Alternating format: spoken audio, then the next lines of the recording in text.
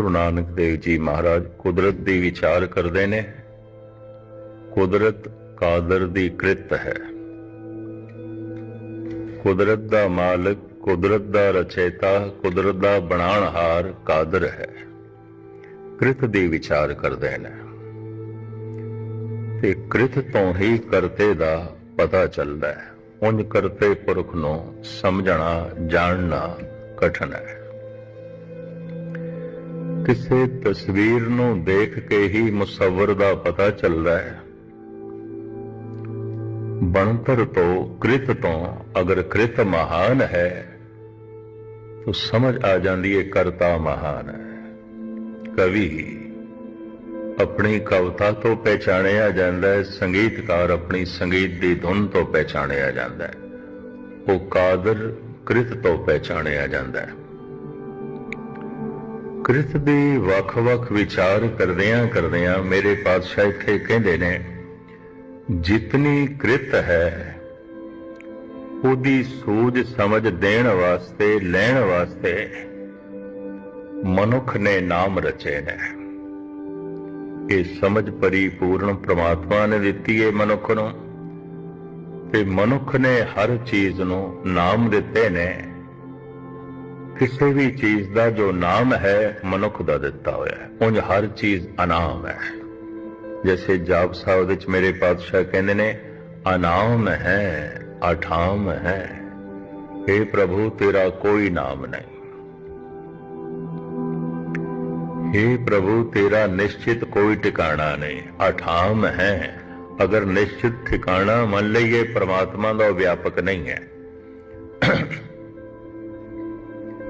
ਜਿਵੇਂ ਅਸੀਂ ਇੱਕ ਸਮੇਂ ਇੱਕੋ ਹੀ ਥਾਂ ਤੇ ਹੁੰਦੇ ਹਾਂ, ਇੱਕ ਅਸਥਾਨ ਤੇ ਹੁੰਦੇ ਹਾਂ, ਅਗਰ ਪ੍ਰਮਾਤਮਾ ਵੀ ਵਾਕਈ ਕਿਸੇ ਅਸਥਾਨ ਤੇ ਹੈ, ਉਹ ਵਿਆਪਕ ਨਹੀਂ ਹੈ। ਫਿਰ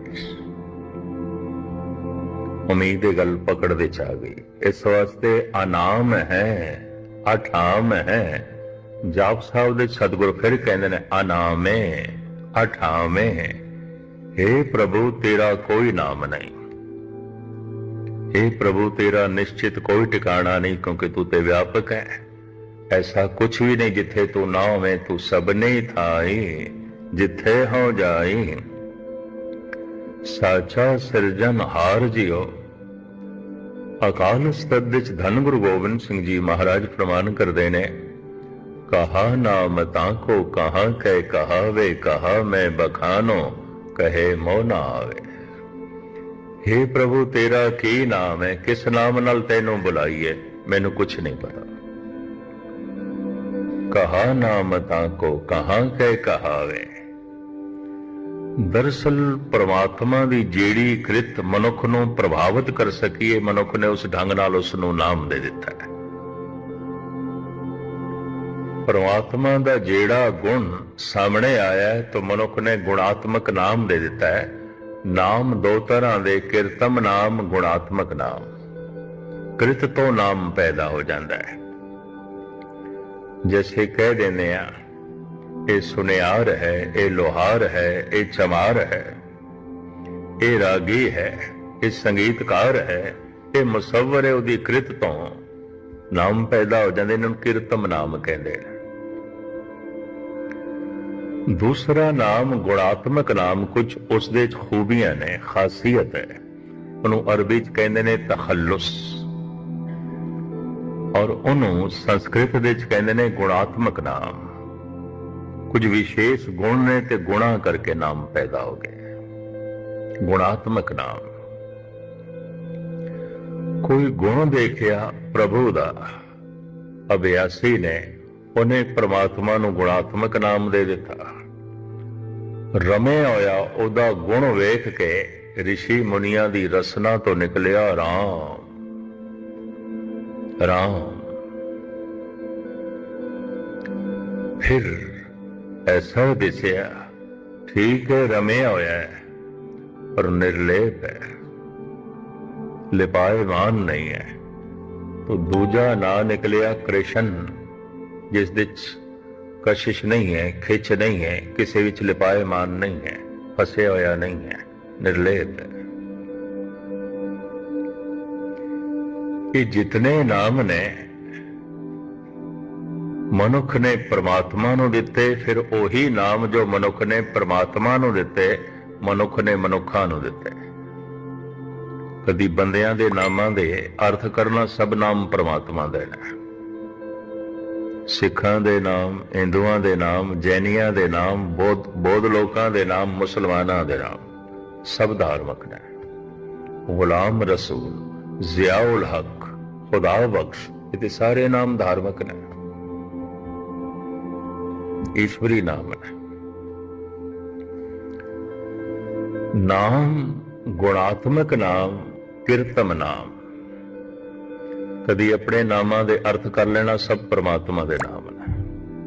जो नाम मनुखां दे ने ये सब परमात्मा दे नाम ने। मनुख ने बिस्माद होके पहले परमात्मा नूं ये नाम दिते, फिर यही नाम मनुख ने मनुखां नूं दिते, क्योंकि मनुख दे अंदर परमात्मा होने की संभावना पूरी छुपी हुई है। उंज ओ परमात्मा अनाम है, अनाम है, अठाम है। मनुख ने नाम दिते ने। और इस पौड़ी विच मूल पंक्ति है, जेता कीता तेता नाम। जितना उस करते ने कीता है, बनाया है, जो उसकी कृत है, सब दे नाम ने। मनुख ने सब दे नाम रखे ने। जो बंदे दे सामने आया, समझ दे, सूझ दे, अनुभव च मनुख ने नाम दिता है। तो मैं दोहरा दिया, सारी बनस्पति दे नाम ने, पशु पक्षियां दे नाम ने, कीड़े मकोड़ियां दे नाम ने, बीमारियां दे नाम ने। और बीमारियां जिन्ना जिन्ना दवाइयां नाल दूर होंदियां ने, दवाइयां दे नाम ने, सब बंदे ने रखे ने। किसी दवाई ने नहीं आख्या मेरा नाम है, मनुख दे रखे हुए नाम ने।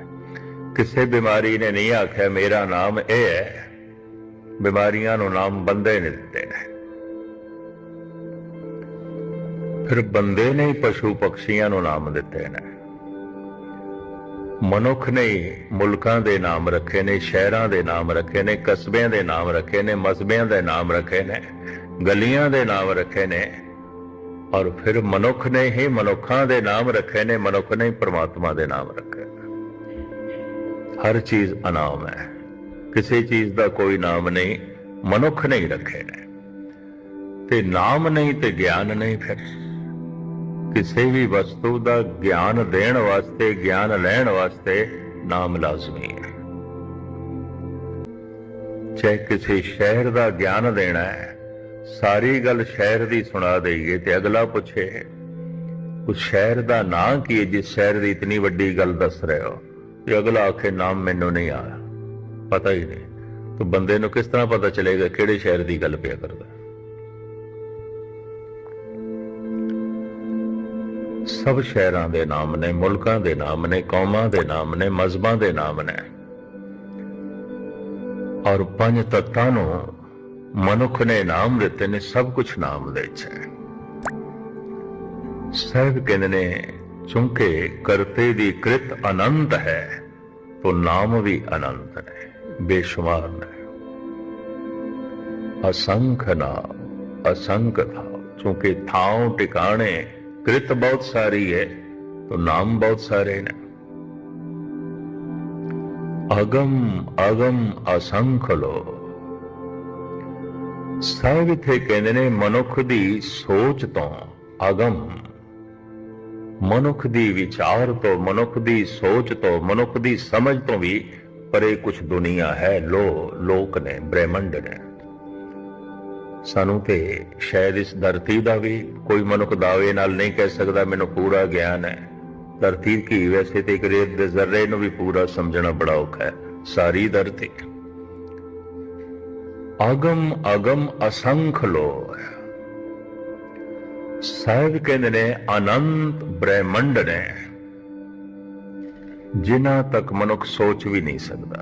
इतने ब्रह्मंड ने, इतने लोक ने। लोग कहते ने ब्रह्मंड नूं जिथे वसेबे हैगे ने, जिथे दुनिया वसदी है। पर महाराज कहते ने इस तरह के लोग, इस तरह के ब्रह्मंड जो मनुख सोच भी नहीं सकता, मनुख की सोच उत्ते तक नहीं जाती। ਆਖਰ ਮਨੁੱਖ ਦੇ ਸੋਚ ਦੀ ਵੀ ਤੇ ਸੀਮਾ ਹੈ। ਕਿੰਨਾ ਕੁ ਸੋਚੇਗਾ ਉਹਦੀ ਵੀ ਸੀਮਾ ਹੈ, ਕਿਤਨਾ ਸਮਝੇਗਾ ਉਹਦੀ ਵੀ ਸੀਮਾ ਹੈ, ਕਿਤਨਾ ਕੁ ਦੇਖੇਗਾ ਦੇਖਣ ਦੀ ਵੀ ਸੀਮਾ ਹੈ, ਸਮਝਣ ਦੀ ਵੀ ਸੀਮਾ ਹੈ। ਕਿ ਪ੍ਰਮਾਤਮਾ ਅਸੀਮ ਹੈ, ਉਹਦੀ ਕਿਰਤ ਵੀ ਅਸੀਮ ਹੈ। ਸੀਮਤ ਬੁੱਧ ਨਾਲ ਅਸੀਮ ਨੂੰ ਸਮਝਣਾ ਬੜਾ ਔਖਾ ਹੈ। ਸੀਮਤ ਕਥਨੀ ਨਾਲ ਅਸੀਮ ਦਾ ਕਥਨ ਕਰਨਾ ਵੀ ਬੜਾ ਔਖਾ ਹੈ। ਇਸ ਵਾਸਤੇ ਸਾਹਿਬ ਕਹਿੰਦੇ ਨੇ ਆਗਮ ਆਗਮ, ਸੋਚ ਤੋਂ ਪਰੇ ਸਮਝ ਤੋਂ ਪਰੇ, ਦੋ ਦਫਾ ਕੇ ਮਨੁੱਖ ਦੇ ਵਿਚਾਰ ਦੇ ਵਿੱਚ ਵੀ ਉਹ ਨਹੀਂ ਆ ਸਕਦਾ, ਮਨੁੱਖ ਦੀ ਸਮਝ ਦੇ ਵਿੱਚ ਵੀ ਨਹੀਂ ਆ ਸਕਦਾ। ਐਸੀ ਦੁਨੀਆ ਆਗਮ ਆਗਮ ਅਸੰਖ ਲੋ, ਅਨੰਤ ਐਸੇ ਬ੍ਰਹਿਮੰਡ ਨੇ ਜਿੱਥੇ ਤੱਕ ਮਨੁੱਖ ਦੀ ਸਮਝ ਦੀ ਪਹੁੰਚ ਨਹੀਂ ਹੈ, ਚਿੰਤਨ ਦੀ ਪਹੁੰਚ ਨਹੀਂ ਹੈ। ਅਗਰ ਕੋਈ ਆਖ ਦੇਵੇ ਨਹੀਂ ਅਸੰਖ ਨੇ, ਇੱਥੇ ਹੁਣ ਅਸੰਖ ਦਾ ਮਤਲਬ ਹਿੰਦਸਾ 100 ਅਰਬ ਨੇ, 100 ਅਰਬ ਦੇ ਕਰੀਬ ਹੋਣਗੇ।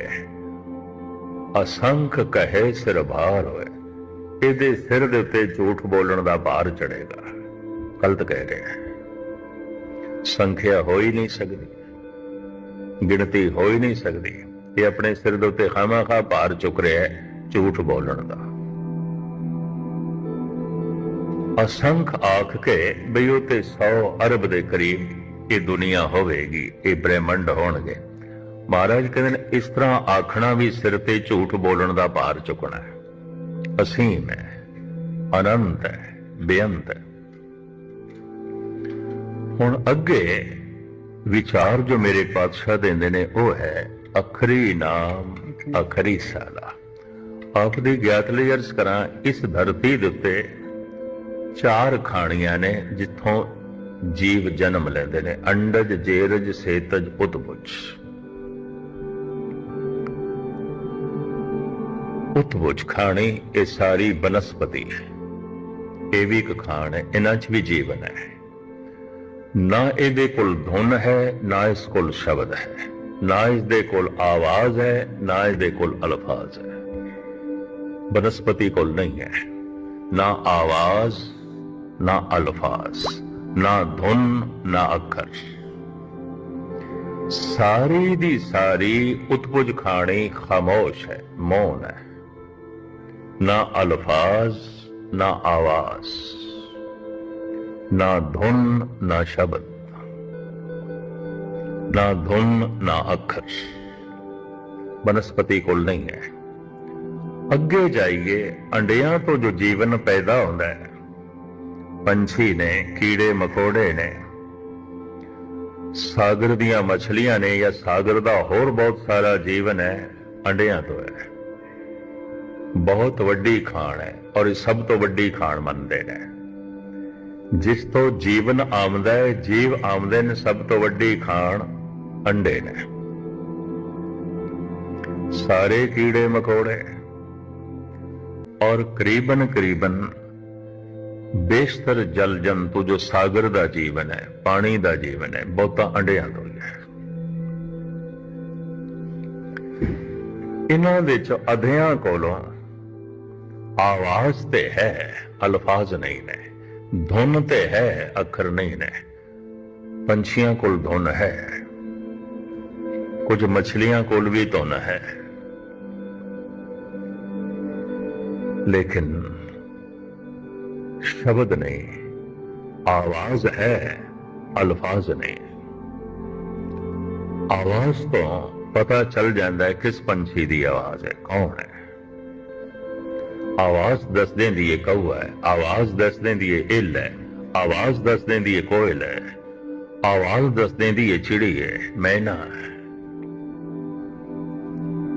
ਲੇਕਿਨ ਅਲਫਾਜ਼ ਨਹੀਂ ਹੈ, ਅੱਖਰ ਨਹੀਂ ਉਹਨਾਂ ਕੋਲ। ਆਪਣੀ ਹੋਂਦ ਦੀ ਜਾਂ ਦੂਸਰਿਆਂ ਬਾਰੇ ਜਾਣਕਾਰੀ ਦੇ ਸਕਣੀ, ਲੈ ਸਕਣੀ, ਇਹਦੇ ਚ ਪੰਛੀ ਮੁਹਤਾਜ ਨੇ, ਕਿਉਂਕਿ ਅੱਖਰ ਨਹੀਂ ਉਹਨਾਂ ਕੋਲ, ਅਲਫਾਜ਼ ਨਹੀਂ ਨੇ। ਫਿਰ ਤੀਸਰੀ ਖਾਣ ਹੈ ਸਵੈਤਜ, ਪਸੀਨੇ ਤੋਂ ਜੋ ਪੈਦਾ ਹੁੰਦੇ ਨੇ। मैल ते पसीने दा जन्म, जैसे जूआं ने, चिचड़ ने, बेशतर मच्छर ने हुमस तो पैदा होंदे हैं। बहुत सारियां चीजां हुमस तो पैदा होंदियां। जिवें एक खुंबा ने ਇਹਦੇ ਬਾਰੇ ਕਹਿੰਦੇ ਨੇ ਧਰਤੀ ਦੇ ਪਸੀਨੇ ਤੋਂ। ਭਾਵੇਂ ਅੱਜ ਕੱਲ ਇਸ ਦਾ ਬੀਜ ਵੀ ਬਸ ਖੁੰਬਾਂ ਹੀ ਬੀਜਣ, ਉਹਨੂੰ ਪੀਸ ਕੇ ਜੋ ਹੈ ਸੁੱਟ ਦੇਣਾ। ਧਰਤੀ ਦੇ ਪਸੀਨੇ ਦੇ ਮਿਸ਼ਰਤ ਤੋਂ ਇਹਨਾਂ ਦੀ ਬਣਤਰ ਹੋ ਜਾਂਦੀ ਹੈ। ਗਰਮੀ ਲਾਜ਼ਮੀ ਚਾਹੀਦੀ ਹੈ ਤਾਂ ਪੈਦਾ ਹੁੰਦੀਆਂ ਨੇ, ਉਂਝ ਨਹੀਂ। बेशतर जैसे चिचड़ ने, जूआ ने मनुख इशनान ना करे पैदा हो जांदियां। पसीना ते मैल मिल के जू नूं जन्म दिंदा है। ये तीसरी खाण है। करीबन चौपाए जानवर पंछियां नूं ये चिचड़ लगदे ने, जूआं लगदियां ने। मैला कुचैला रहण वाला मनुख ਉਹਨੂੰ भी जूआं चंबड़दियां ने। ये तीसरी खाण है। चौथी खाण जेर जो पेट तो पैदा होंदे ने, कुछ चौपाए जानवर और मनुख। ये जो तीसरी खाण है स्वेतज, ये भी खामोश खाण है, चुप है। ना धुन ना शब्द, ना आवाज ना अल्फाज। वनस्पति भी चुप है, उठबुझ खाणे। ना आवाज ना अल्फाज, ना धुन ना अक्षर।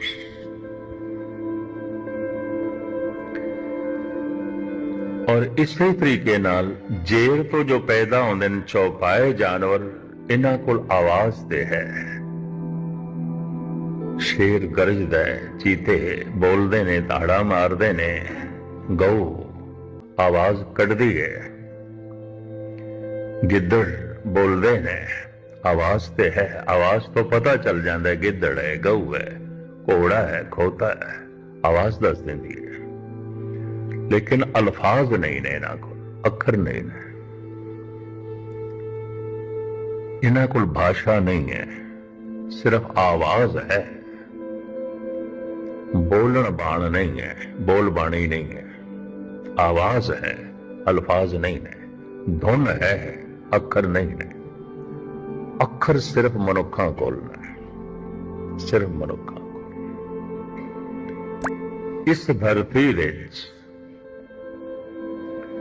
जितना जीवन है, मनुख तो बिना किसी कोल भी अखर नहीं ने। अगर मनुख बाकी सारे जीवन नूं पिछे छड्ड आया ते अगे वध गया अखरां करके, अखरां करके। अखर अंदर त्रिभुवन धारे। अखरां विच 3 लोकां दा ज्ञान है ते एक अखर दी महिमा की है। गजब दी गल है, गुरु ग्रंथ साहिब विच कुछ बाणियां ने सिर्फ अखरां दी महिमा। गौड़ी महला 5वां 52 अखरी गुरु अर्जन देव जी। गौड़ी श्री कबीर जी 52 अखरी। पट्टी लिखी गुरु नानक देव जी महाराज दी पट्टी गुरु अमरदास जी। अखरां दी महिमा।